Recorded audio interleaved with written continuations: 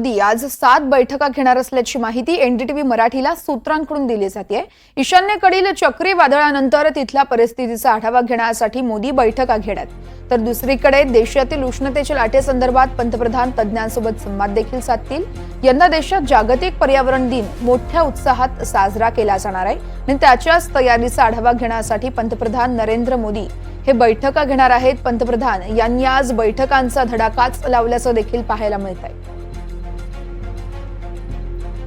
तर लोकसभा निवडणुकीचा निकाल अवघ्या 2 दिवसांवर येऊन ठेपला असतानाच आता पंतप्रधान नरेंद्र मोदी आज 7 बैठका घेत आहेत, अशी माहिती एनडीटीव्ही मराठीला सूत्रांकडून दिली जाते।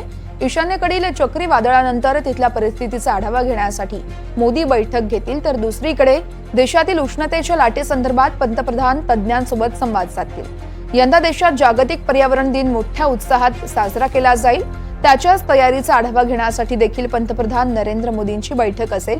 आज पंतप्रधानांनी बैठकांचा धडाकाच लावल्याचं बोललं जात आहे।